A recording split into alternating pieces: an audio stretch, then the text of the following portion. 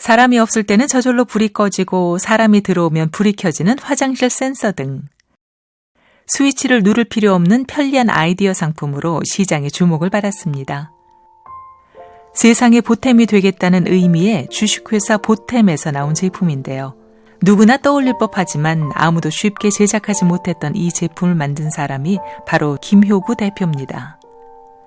유난히 병약하고 또래보다 뒤처졌던 어린 시절, IQ 50이라 놀림받던 아이에겐 아무런 꿈도 목표도 없었습니다. 그러나 하나님을 만난 후로 그의 인생이 달라졌습니다. 세상의 지식이 아닌 하나님이 주신 지혜와 영감으로 특별한 제품을 만들었고 주신 소명을 따라 목회를 감당하며 영혼 구원에 힘썼습니다. 세상에선 부족하다 손가락질 받았지만 하나님께 순종하여 누구보다 크게 쓰임받은 사람, IQ 50의 발명가 김효구 목사의 스토리가 펼쳐집니다.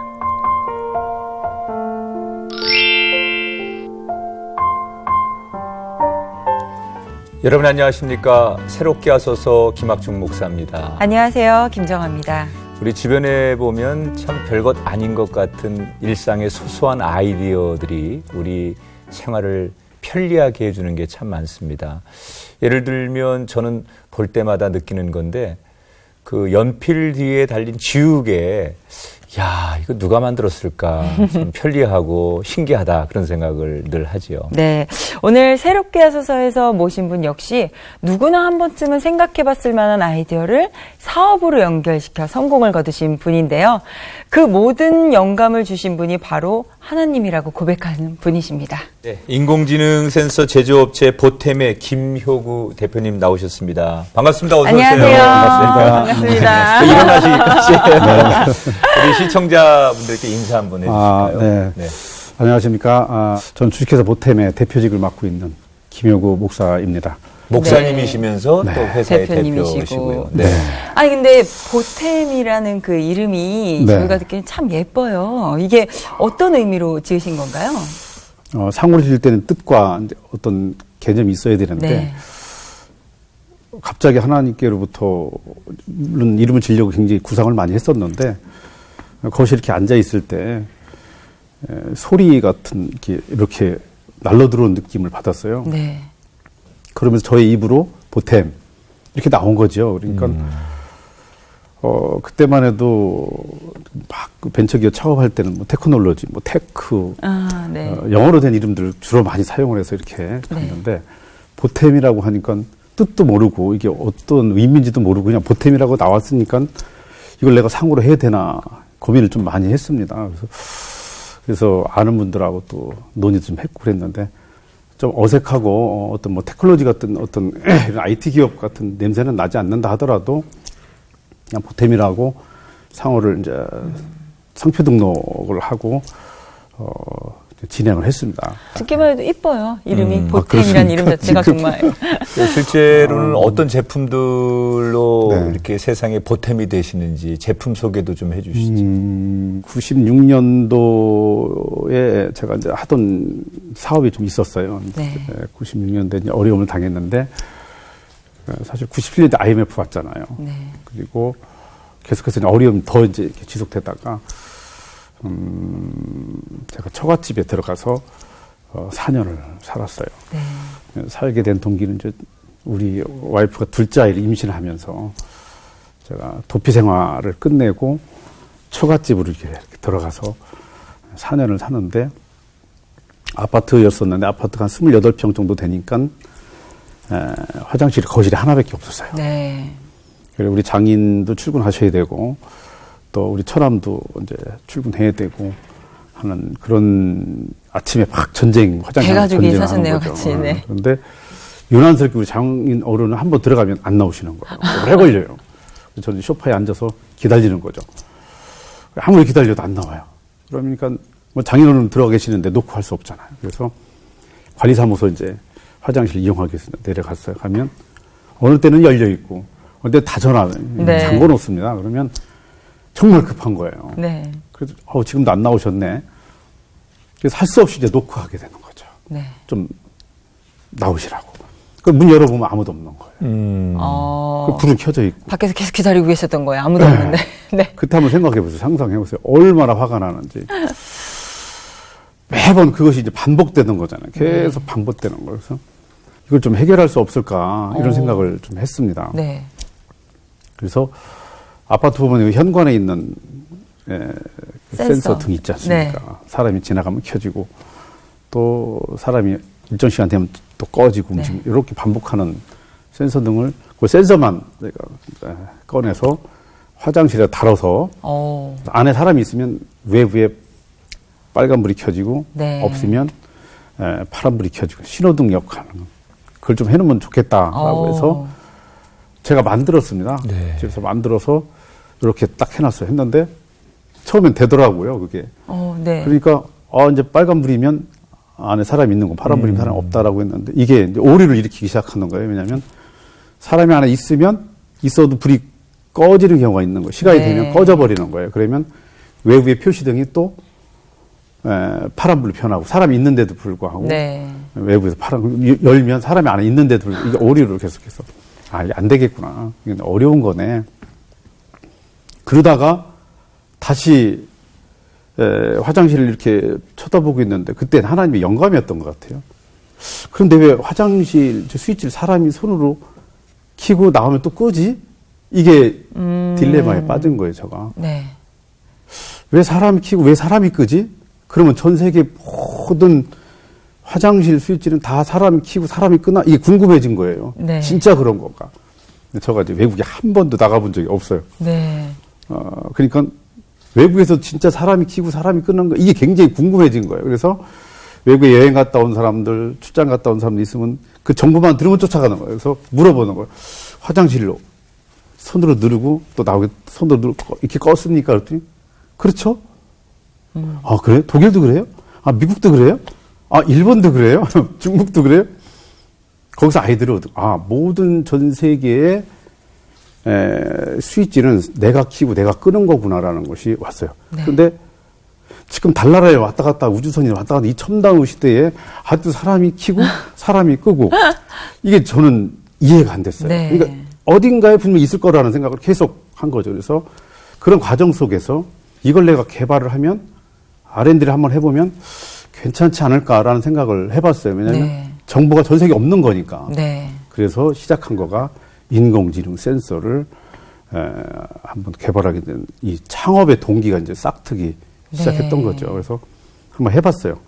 아니, 그러면 우리가 정말 평소에 네. 화장실을 갈 때 들어가면 불이 켜지고 나오면 네. 불이 꺼지는 그거를 개발하신 거잖아요. 국내 최초죠. 그러니까요. 네. 이게 사실은 어떻게 보면 되게 작은 아이디어로 네. 많은 분들의 생활을 네. 되게 편리하게 해주셨단 말이에요. 네. 아니, 그럼 원래부터 이쪽을 좀 전공을 하셨던 건가요? 전혀 무전공이죠. 무전공은 없었던 네. 거고요. 고등학교 다닐 때 1학년에 네. 통신 전자과를 나왔기 때문에 조금 다뤄본 적은 있어요. 그렇지만 그쪽 분야는 전혀 아니죠. 전혀 생소한 분야인데 하나님 아이디어를 그렇게 주셨기 때문에 네. 그거를 가지고 전문가들 찾아다닐 수밖에 없는 그런 처지였었어요. 어린 시절은 어떤 학생이었나요? 저가 이제 장남으로 태어났는데 아이가 낳자마자 이제 한 수개월 동안 제가 이제 4월 달에 태어났는데 그 해를 못 넘기는 거예요. 영양실조로 이제 해를 못 넘겨서 이제 거적에 싸서 갖다 이제 버리는 거죠. 그렇게 그 작업을 막 시도하고 있는 중이었었어요. 네. 그러니까 그랬는데 지나가던 어떤 할머니 노인분이 그냥 쑥 들어오셨는데 방문으로 쑥 들어오시더라는 거예요. 들어오시더니 얘 내가 살릴 수 있다 이렇게 말씀하시더라는 거예요. 네. 그때 우리 아버님하고 우리 어머님 뭐 지푸라기도 하나 잡아야 될 심정인데 그때가 이제 겨울이었는데 벌집을 삶아서 물을 먹이면 이 아이가 살 수 있다. 네. 우리 어머니가 그 겨울인데 벌집이 어디서 어렵잖아요. 근데 그냥 무조건 산으로 뛰었다는 거예요. 우리 네. 그 소리 듣고 그냥 산으로 뛰었다는 거예요. 산으로 막 뛰어 올라가는데 산을 가다 보면 이제 윗집, 아랫동네, 윗동네 있는데 우리 윗동네에 좀 개화집을 짓고 잘 사는 분이 있었어요. 담이 흙으로 이렇게 쳤고 그다음에 개화를 이렇게 얹어놓은 집이 있었는데 거기에 그 벌집이 우리 어머니 눈에 띄더라는 거예요. 네. 그래서 그걸 갖다가 과서 먹였는데 정말로 신기하게 살아나더라고요. 신기한 얘기네요. 그러니까 그때 아마 제가 뇌세포가 좀 하여튼 뭐 망가졌는지 어떻게 네. 됐지. 그러면서 성장을 했는데 초등학교 들어가기 전부터 동네에서 조금 전응아 소리를 들었어요. 그러니까 좀 모자란 사람으로. 그러니까 애는 엄청 착하고 성실한데 좀 모자란 거 있잖아요. 그거를 겪었어요, 제가. 그러면서 초등학교 이제 입학을 했는데 IQ 검사했는데 IQ가 50이 나오는 거예요. 근데 제가 50이 높은 건지 낮은 건지 그것조차 제가 그때는 잘 몰랐었어요. 네. 담임선생님 발표를 하는데 김혜고 IQ 50 딱 나오잖아요. 근데 네, 네. 애들이 웃는 거예요. 그래서 애들이 왜 웃지? 그러니까 그게 이제 낮은 지수라는 걸 생각을 못 하고 있는 네. 애들은 웃었던 거예요. 물어보니까 50이면 굉장히 낮은 지수라는 거예요. 네. 그래서 이제 쇼크를 좀 받았죠. 제가 네. 이게 내가 이렇게 지금 제가 저 자신을 좀 알잖아요. 그러니까 네. 제가 뭘 못하냐면 빼기를 못해요. 빼기를. 그리고 나누기를 못하고 곱하기를 못해요. 더하기는 해요. 그러니까 이 나누기가 안 되고 곱하기가 안 되는 거예요. 수학이 안 되는 거예요. 네. 거의 제로 상태. 이게 머리 회로가 이게 돌지를 않는 거예요. 네. 그런 머리를 이렇게 살다 보니까 조금 전응할 수 있어요. 그러면서 이제 6학년이 됐어요. 담임 선생님이 우리 어머니 부르시더라고요. 우리 어머니가 학교를 오셨는데 아무래도 이 아이는 중학교를 좀 보내기가 좀 어려울 것 같습니다. 뭐 그때 당시는 뭐 초등학교 나오고 다 공장으로 다 갔습니다. 네. 갔으니까 그게 그렇게 뭐 중학교만 가도 사실 대단한 거였었어요. 네. 근데 담임 선생님이 이제 우리 어머니한테 그렇게 우리 어머니 학구열이 굉장히 높으셔요. 네. 무조건 밀어붙이는 이런 스타일이신데 무슨 얘기냐. 우리 아이가 어릴 때 젖배 골아가지고 한번 이렇게 돼서 얘가 깜빡깜빡해서 그런 것 뿐이지 결코 머리가 나쁜 애가 아니다. 보내달라. 그러니까 뭐 그때는 뭐 의무교육은 아니었지만 그래서 중학교를 입학을 했습니다. 네. 중학교 입학했는데 초등학교랑 상황이 다르더라고요. 왜냐하면 지금의 문화 이제 왕따 문화 있지만 그때 당시 이제 왕따 문화는 아니었었어요. 그렇지만 네. 사람이 좀 모자라면 바보 취급받는 네. 벌써 중학교 수준이 한참 네. 올라간 수준이었어요. 네. 견디기가 어렵더라고요. 그러니까 그럼 놀림도 받으시고 놀림 그러셨던 받고 거예요? 제가 이름이 이제 김효구잖아요. 네. 근데 우리 아버지는 왜 다 이름을 김효구라고 쳤냐. 이게 너무 원망스러운 거예요. 네. 머리가 안 좋아서 잘 안 돌아가는데 저를 보고 야, 너 호구. 그래서 이게 이름으로. 대명사 좀 따로 그거하고 약을 올리는 거예요. 그러니까 힘들잖아요. 그래서 네. 나는 역시 호구야. 아무것도 할 수 없는 사람이야. 네. 그러고 있다 얼마 있다 또 중학교 때 IQ 검사 또 하더라고요. 네. IQ 검사를 했는데 80이 나오는 거예요. 네. 저는요, 이번에 반대 쇼크를 받은 거예요. 30이나 올라갔으니까, 50, 30 올라갔으니까, 야, 가능성 있다라고 생각을 했어요. 네. 30. 야, 머리가 엄청 좋아졌네? 내가 봐도 머리가 좀 좋아진 것 같아? 이런 느낌이 이제 좀 왔어요. 네. 근데 그때 역시 또 학생들이 또 웃는 거예요. 이 남의 IQ가 이제 공개가 되다 보니까. 그렇죠. 뭐라고 그러냐면, 세포트가 걔도 IQ가 80이다. 어. 이렇게 놀리는 거예요. 그 소문이 나고. 네. 아무튼 저는 그렇게 얘기 들었는데도 불구하고 저는 내적으로는 굉장히 흥분돼 있었어요. IQ가 80이라는 거예요. 굉장히 기분 좋았어요. 발전한 네, 자신의 발전했다고 모습 때문에. 생각한 거예요. 네. 그런데 고등학교를 가야 되잖아요. 네. 고등학교를 가야 되는데 우리 어머니 학구열을 높지 맨날 뒤에서 사실 꼴찌만 하는데 이게 등수가 안 나오는 거예요. 석차가 안 나와요. 계속 뒤로. 뭐 초등학교들은 말할 것도 없었고. 그러니까 3학년 되니까 또 이제 어머니 담임선생님 부르잖아요. 이제 고등학교 진학해야 되니까. 그래서 자녀분이 그 대전에서는 학교를 들어갈 데가 없으니까 추천을 해주겠다. 천안에 가면 비인가 학교가 있는데 네. 다니다 보면 인가가 난다. 그게 이제 거기 화공과가 있다. 이 아이를 거기로 보내면 네. 가능성이 있을 것 같다라고. 네. 우리 선생님 얘기하니까 우리 어머니도 안 받아들이죠. 절대로 이제 불가한 거죠. 그러니까 무슨 얘기냐. 똑같은 얘기를 해요. 우리 아이가 깜빡깜빡하는 증세가 있어서 그렇지 결코 머리가 나쁜 게 아니다. 보내다오. 그러니까 학교 이제 그 비율을 얘기해 주는 거예요.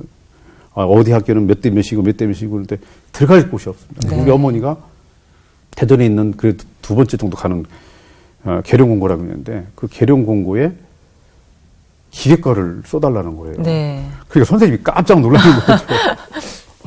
가장 거기 과도 기계과가 제일 세다는 네. 거예요. 기계과, 전자과, 통신과라는 네. 제일 세다는 거예요. 안 써주는 거예요. 네. 하여튼 막 실경이 하다가 우리 엄마 이겼어요. 오. 그래서 원서를 썼어요. 네. 저희가 듣기로는 네. 그렇게 우여곡절 끝에 고등학교를 들어가셨는데 네. 다 마치지 못하시고 이제 학교 생활을 마무리하셨다고 들었어요. 그리고 바로 또 생활전선에 뛰어들으셨다고 네, 네. 들었는데 사실 고등학생이면 어린 나이인데 할 수 있는 일이 많지가 않잖아요. 어떤 일들을 좀 그때 많이 하셨나요? 고등학교 다니면서 이제 주간 들어갔었는데 네. 야간으로 옮기고 이제 새벽에 일어나서 신문하고 학습지를 네. 동시에 돌렸어요. 그리고 이제 그때 당시 이제 파출소 지금같이 이제 치안을 파출소라고 그랬는데 파출소에 소사로 들어갔어요. 네. 그때 이제 사환이라고 그랬는데 사환으로 들어가서 이제 조금 경제적으로 이제 좀 도움을 받으면서 학교를 계속 다니다가 도저히 이제 가능성이 없는 거지만 밑에 동생들이 쭉 셋이나 올라오니까 그렇죠. 장남이시니까. 학교 등록금을 낼 수 있는 형편이 이제 안 되는 거죠. 그래서 네. 학교를 1학년 마치고 2학년 1학기 때 그만두시고 자퇴서를 냈죠. 하시고 그러면 그때부터는 일을 시작하신 거네요. 이제 나오자마자 이제 그 사환하는 일을 다 그만뒀어요. 다. 네. 예, 그리고 신문 돌리는 거 학습 다 그만두고 네. 이제 사부로 포크레인으로 이제 지하를 파는 네, 거가 네. 아니라 그때 사부로 파는 일들이 굉장히 많이 있었어요. 네. 비용이 아마 절감돼서 아마 그랬던 것 같은데 그거 나가면 돈을 많이 주는 거예요. 그리고 그런 일이 다른 단순하잖아. 일들보다. 머리 쓰는 일이 아니고 네. 파기만 하면 되니까. 네. 근데 그거가 그렇게 재밌는 거예요. 그리고 돈을 벌면 버스를 타고 집에 가는데 왜 이렇게 버스가 늦게 가는지 어머니 빨리 나 돈 벌어 갖다 주고 싶어가지고. 그래서 그렇게 이제 지금으로 말하면 막노동이지만 저는 그때 당시에 막노동이라고 생각을 안 했고 네. 저의 이제 직업이라고 생각을 했습니다. 그래서 즐겁게 일을 네, 하셨네요.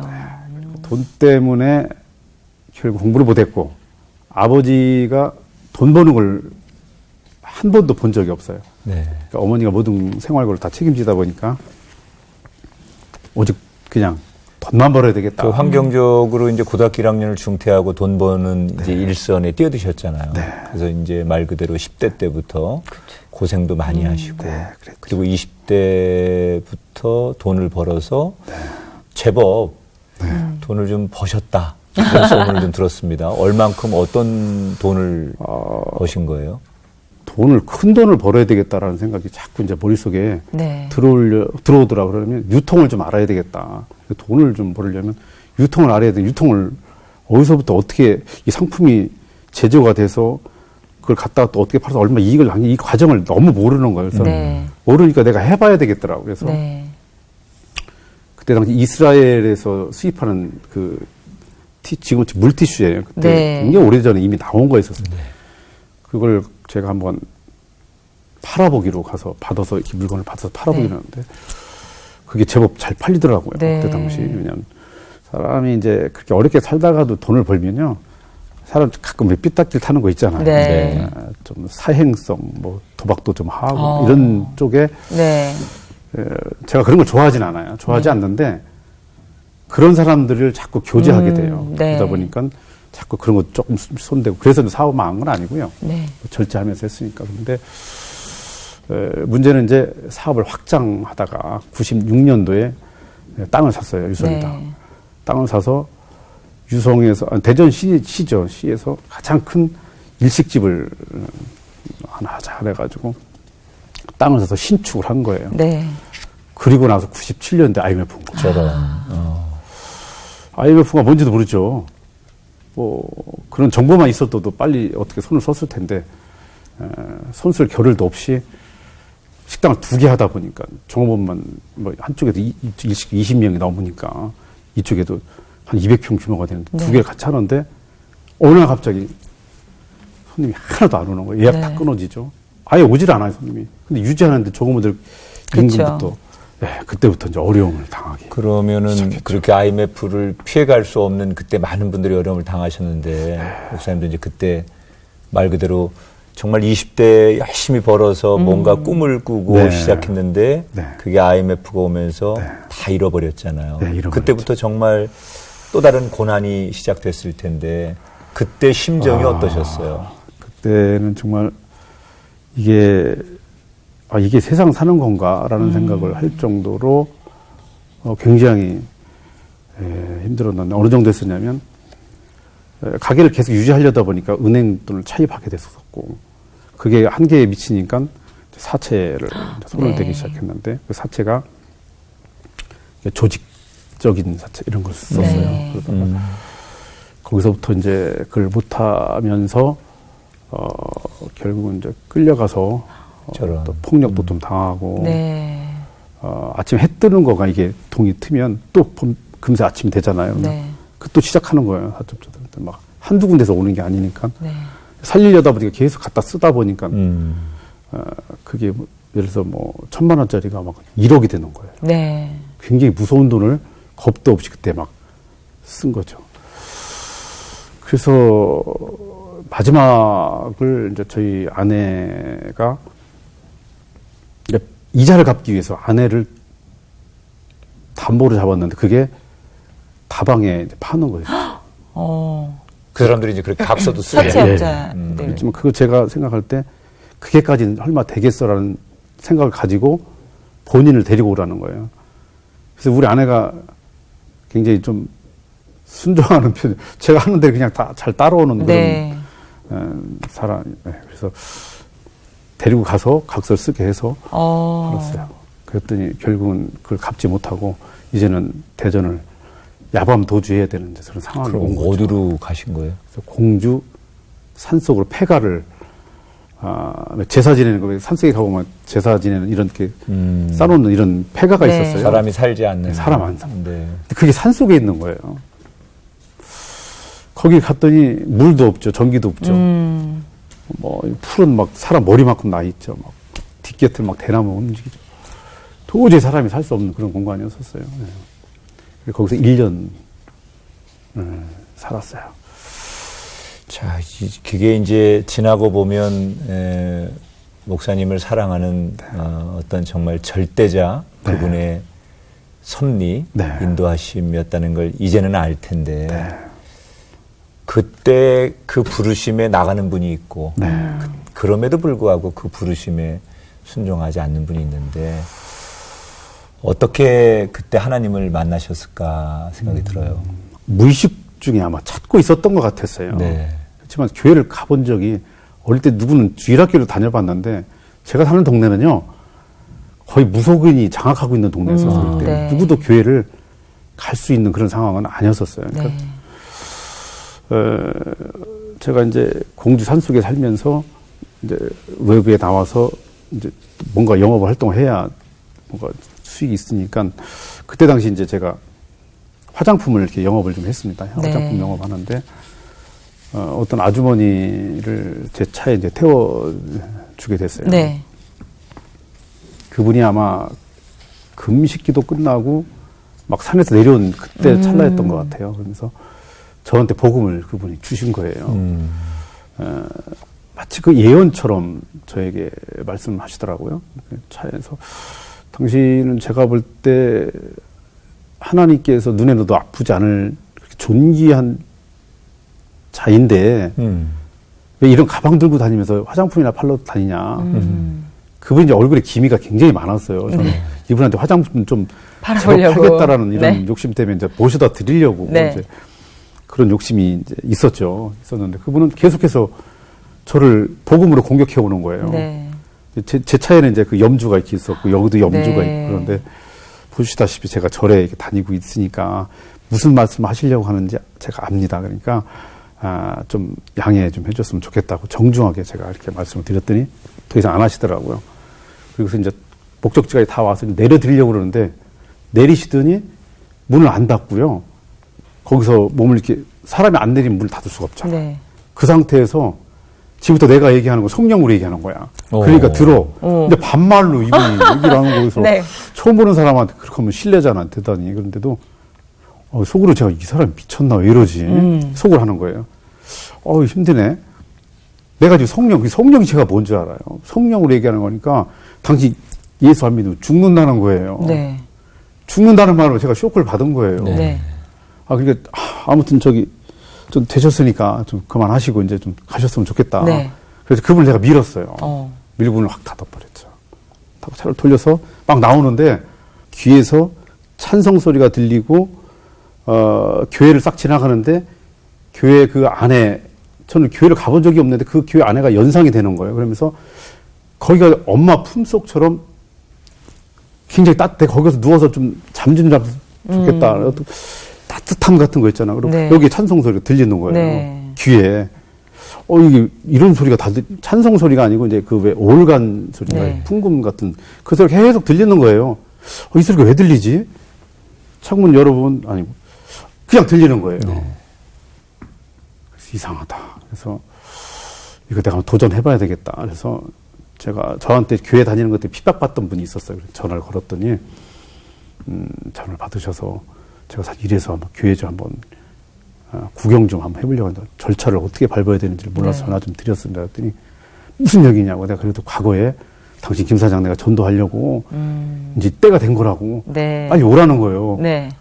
갔어요. 갔더니 자기 따라서 그때가 수요일이었었는데 주일날 몇 시까지 오면 갈 수 있다. 그래서 그분 따라서 제가 이제 교회 다니기 시작하셨네요. 갔어요. 첫날 갔는데 거기서 첫날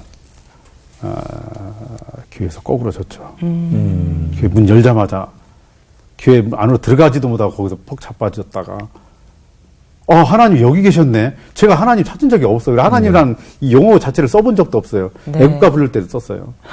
동해물과 백두산이 할 때. 근데 문을 여는 순간에 하나님이 여기 계셨는데 내가 왜 하나님을 그렇게 엄한 데 가서 무속죄가 있다 보니까 엄한 데로 하나님 찾으러 여기 계신 걸 모르고 내가 찾으러 다녔지라는 게 저한테 그냥 들어와 버렸어요. 그리고 나서 설교를 듣는데 저 얘기를 하는 거예요. 네.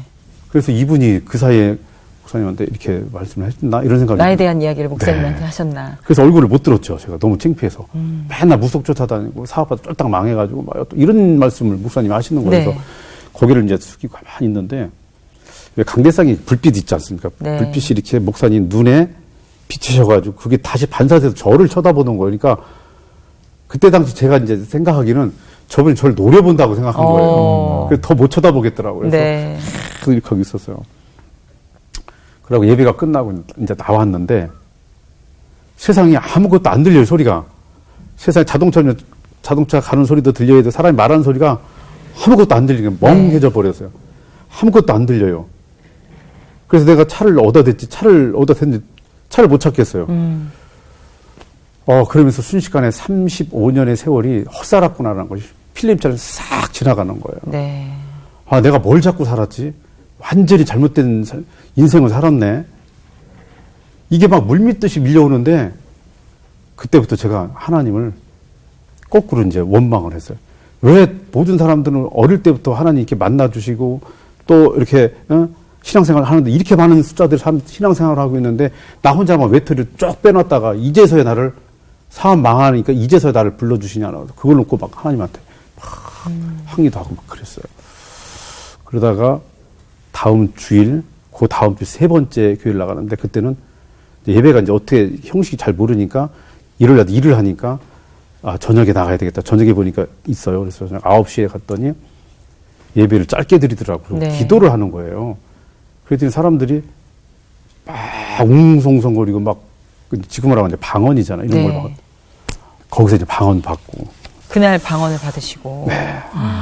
그때부터 이제 막 성령이 불이 임해서 막 뭐든지 세상에 뭐든지 다 할 수 있겠더라고요. 삶의 변화들이 이렇게 좀 많이 완전히 생긴 막 바뀐 거죠. 거죠. 그때부터 막 정말 휘몰아치기 시작하는데 그러시고 나서 그러던 중에 보탬이라는 회사를 또 예. 만들게 되시고 사업적으로도 어떻게 보면 자리를 잡으셨어요. 네. 그래 가는 과정에서 네. 또 신학을 하셨다고 들었어요. 아니, 신학은 또 어떻게 하게 되신 건가요? 제가 신앙생활 너무 열정적으로 하다 보니까 사실 전도를 참 많이 했어요. 네. 근데 전도가 세상에 쉬운 게 제일 전도인 것 같더라고요. 전도가 너무 쉽게 잘 되는 거예요, 그냥. 하면 전도가 되는 거예요. 다 전도가 돼요. 물론 제가 이제 다니는 거래처 타자 다닐 때 전도한 거죠. 그게 그렇게 잘 되는 거예요. 재밌고. 그랬는데 어느 날 내가 이러고 있을 때가 아니다. 이러고 있을 때가 아니다. 내가 꼭 무슨 저는 이제 그 학력이 안 되기 때문에 이제 목회자가 될 거라고 생각을 사실 못했어요. 그렇지만 학교를 못 다닌 거, 학교를 다니지 못한 것을 신학이라는 학문을 통해서 더 알고 싶었어요. 네. 그래서 이 신학이라는 학문을 통해서 하나님과 신학을 하면 더 하나님과의 내가 몰랐던 것들 더 많이 알게 되는 건 아닌가라는 생각, 궁금증도 있었고 그래서 신학교에 입학을 했습니다. 네. 입학은 시켜주는데 목사 한 수는 안 주더라고요. 그 신학 공부하실 때 그렇게 기뻐서 학교를 열심히 다니셨다고 들었어요. 학교를 다니는데 그때 제가 이제 R&D 연구 개발을 이제 경북대학교랑 계속해서 이제 일하시면서 또 신학 공부도 하시고. 하는데, 신학교에서 저한테 별명이 하나 따라다녀서 저기 또 발명가 또 온다. 발명가. 또 온다. 예, 아직 결과물은 나오지 않았지만 그런데 신학교를 다니는데 둥둥 떠서 다녔어요. 얼마나. 물론 뭐 학점은 좋지는 않았는데 하여튼 뭐 굉장히 즐겁게. 그게 또 다니시다가 목사 안수를 또 받으셨잖아요. 이제 목사 안수가 사실 자격이 이제 안 되다 보니까 이제 전도사로 일찍 개척했어요. 네. 개척을 했는데, 성도가 한 40명, 50명 정도 되니까 이제 목사 안수권에 대해서 조금 문제가 되더라고요. 저는 네. 이제 전도사로 계속 가려고 그랬는데, 네. 그래서 이제 총회에다가 몇 번 건의를 했지만 계속 이제 리젝트 3번 청원 결국 빠꾸 다녔어요. 그래서 이걸 어떻게 해야 되냐. 검정 무시하고 네. 또 그걸 해결할 수 있는 방법이 고등학교 졸업장을 가지고 와야 되는 네. 이제 어려움이 있어서. 근데 사실 이제 그 연구 개발해야 되죠. 또 개척교 해야 되죠. 그쵸. 2개 막 하고 있는데 뭐 맨날 새벽기도 하죠. 뭐 이러다 보니까 공부를 해서 검정고시를 이렇게 패스한다는 게 어렵더라고요. 그 공부를 안 하면 안 되는 과목이라고. 그럼요. 제가 IQ가 80이라고 그랬잖아요. 이것을 가지고 도전하기 좀 어렵더라고요. 그래서 도전했어요. 했는데 네. 합격한 과목이 딱 2개가 나오더라고요. 체육하고 기술. 2개 과목은 나머지는 안 되더라고요. 패스가 안 됐어요. 그래서 네. 그러고 있다가 이제 이게 어느 날 그 신학교 총장님이 다니던 학교에 가서 한번 사정을 해봐라. 네. 해보면 혹시 그런 경우도 예는 있더라. 자기가 과거에 경험한 예를. 근데 뭐 30년이나 안 간 학교를 가서 갑자기 무슨 뭐 졸업장을 주겠습니까? 라고 했는데 아무튼 거기서 기적이 일어났습니다. 그래서 학교에 갔더니 그 명예의 전당에 제 사진이 붙어 있는 거예요. 학교를 빛낸 분으로. 네, 맞습니다. 네. 정확히 이야. 보셨어요. 목사님 정확히 말씀해 주셨는데 학교를 빛낸 분이라고 거기에 딱 사진이 붙어 있는 거예요. 아니, 졸업도 못 했는데. 네, 제가 졸업 안 했는데 이게 사진이 여기 왜 있습니까? 네.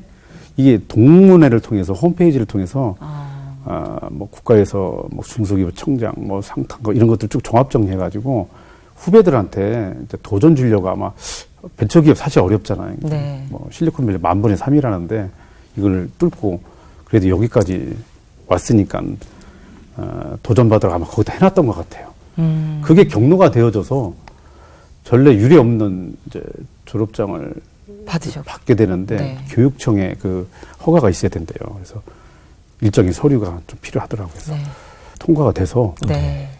저 혼자 놓고 비디오 찍고 사진 촬영하고 네. 정식으로 졸업을 했습니다. 그래서 그래서 담임 목회를 또 이렇게 하시다가 이제는 은퇴하시고 협동 목사 사역을 하신다고 네. 들었어요.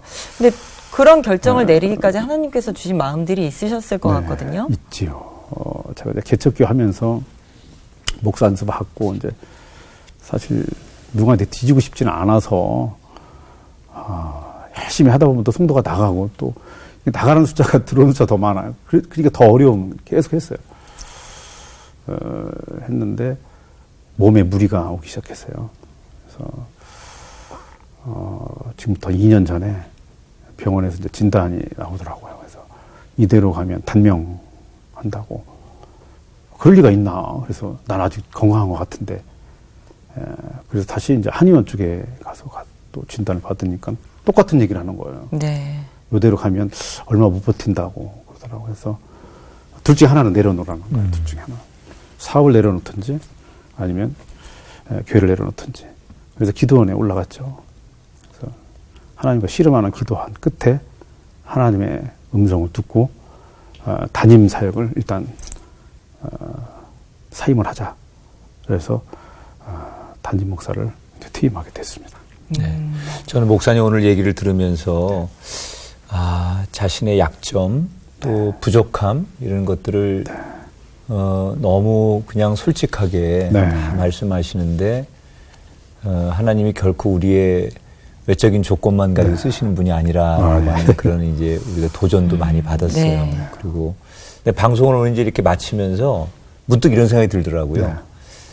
그렇게 목사님 옆에서 도망가지 않고 한평생을 같이 살아준 사모님 진짜 대단하시다. 그러니까요. 네. 그래서 사모님한테 평상시에도 그런 마음을 갖고 계신지 모르겠는데 정말 아까 말씀하신 늘 순종하시는 분. 그래서 그게 참 말이 돼요. 당신 내가 빚 못 갚으면 그러니까요. 혹시 사채하는 사람들한테 팔아갈 수도 있어. 이렇게 했는데도 물론 농담이시겠지만 그런 과정에서까지 남편을 지켜주고 따라오고 또 이제는 목회자의 아내로서 사업가의 아내로서 사는 그 아내가 정말 목사님에겐 절대 필요한 천사였다는 생각이 드는데 맞습니다.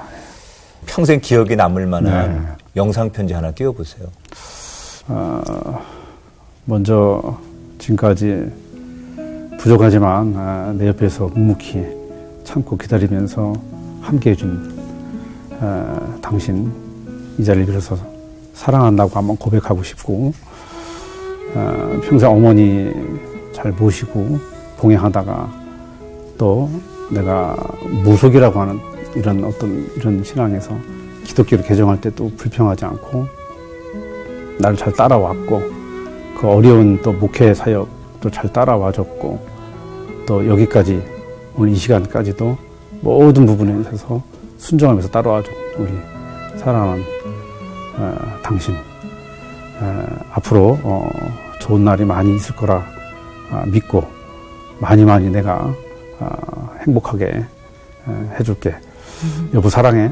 네, 사모님이 정말 위로가 되셨을 것 같아요. 네, 정말 큰 선물이죠. 목사님 마지막으로 목사님의 기도 제목과 또 앞으로의 꿈이 어떤 것이 있는지 듣고 싶습니다. 신학교에서 신학을 졸업하고 이제 개척하는 목사님들 계시잖아요. 많이 어려움 당하신 분들. 지금까지도 좀씩 돕고 있었지만 앞으로 좀 확대하고 싶은 생각이 좀 있고요. 또 그분들이 마땅히 이제 예배 공간이 없을 때 예배 공간 만들어주고 싶은 그런 인큐베이터한 그런 좀 생각을 가지고 있습니다. 그리고 저 개인적으로는 이제 현재 한 업이 이제 사업이다 보니까 현재 중국까지는 저희가 해외 수출을 기반을 놨는데 일본이나 미국, 유럽까지 좀 기반을 놓고 싶은 것이 이제 기도 제목입니다. 사도 바울의 고백처럼 나의 약함이 오히려 하나님 앞에 좋은 강함의 조건으로 쓰임받게 된 것.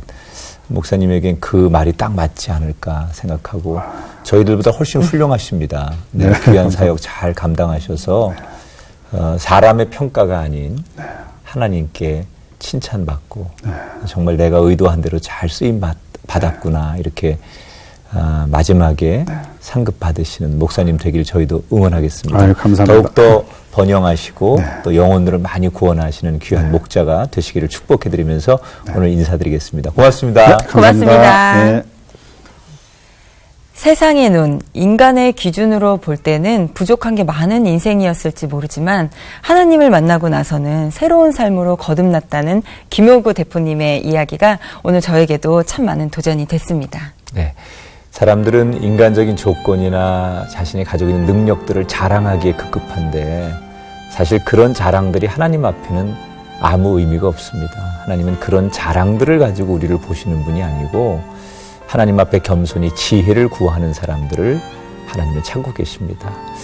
혹 우리가 하나님 앞에서도 여전히 세상 자랑하며 사는 사람은 아닌지 돌아보면서 더 겸손히 하나님의 지혜를 구하는 엎드릴 수 있는 한 영혼이 되셨으면 좋겠습니다. 새롭게 하셔서 오늘 여기서 인사드리고요. 다음 시간 다시 찾아뵙겠습니다. 여러분 고맙습니다.